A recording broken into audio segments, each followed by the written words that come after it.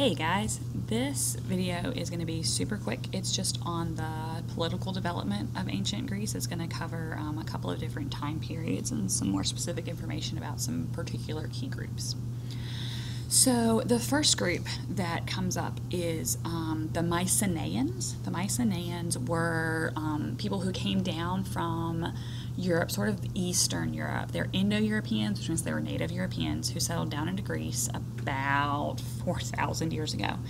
And they adopt the sea culture and the sea trade that the Minoans, who were previously living in Greece, had already adopted.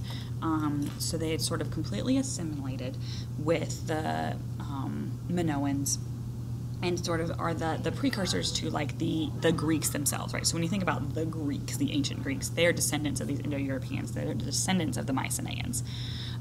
It is in this time period that the supposed war between the Trojans and the Greeks happened.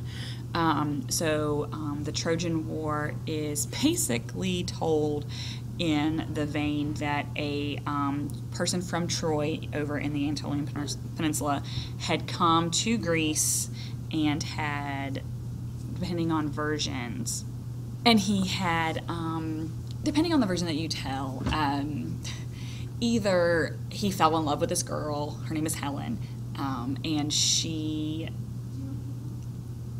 went willingly with him back to Troy. The other version of that story is that he kidnapped her, right? So it's whether you're Greek or Trojan how you tell that story. But basically, all of the Greeks go to war. They travel to Troy to go to war over getting this guy's wife back. So that's the story of the Trojan horse as well, that during the Battle of Troy, the Greeks built this giant wooden horse, the Trojans, and then left, right? And the Trojans believed that it was a gift, and they brought it into the city and whatever. They had a great big we won the war celebration, and then after everybody had passed out, then the Greeks come out from the flap on the bottom of the Trojan horse and ransacked and pillaged and destroyed everyone in the city. And that's actually depicted in this movie, Troy. That's actually really interesting. It does a really good job. Some of the key players in this entire story are people like Achilles, who are demigods.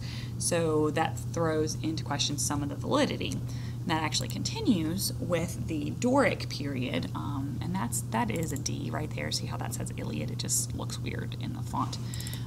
But the Doric period, the Dorians take over around the 1200s, and they actually lose culturally. They don't have a written language, so they go back in time. They regress to prehistoric Greece, and that's the time period that Homer lives in.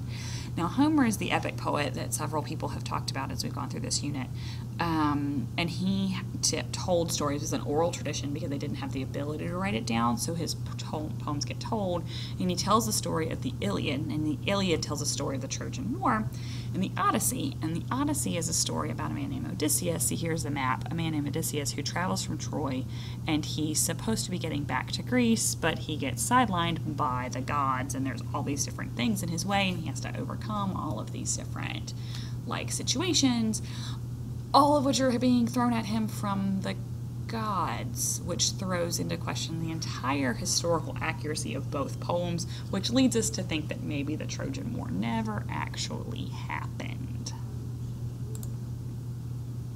Let me shrink this down so you guys can see it. Here we go.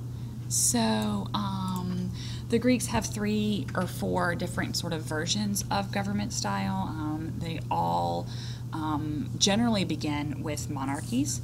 And so the monarchs were obviously ruled by kings, and then later have this sort of oligarchy period that comes up, like what Sparta had, where there's a small group of powerful people. Now, generally in an oligarchy, those people are aristocrats. They are rich, powerful nobles who are being given power and making decisions. In a lot of periods in Greek history, including the Athenians, there are time periods where a strong ruler will take power illegally and rule for a period of time. And so those people are called tyrants. Tyrants don't have to be negative connotations of people. They just didn't have power legally. They weren't voted into the office. They're not monarchy family lines or anything like that. They take over the government sort of in a coup. and then continue to rule. And then, of course, the Greeks also have a democracy that builds, starting with the Athenians. All right, so that's it. Make sure that you had jotted all those down in your packet and answered all your questions. And this is the chart that's over on the side of your packet. You write down the year and then the word monarch and then the next year and the word oligarch. So that's over there on the side of your notes page. Let me know if you have any questions.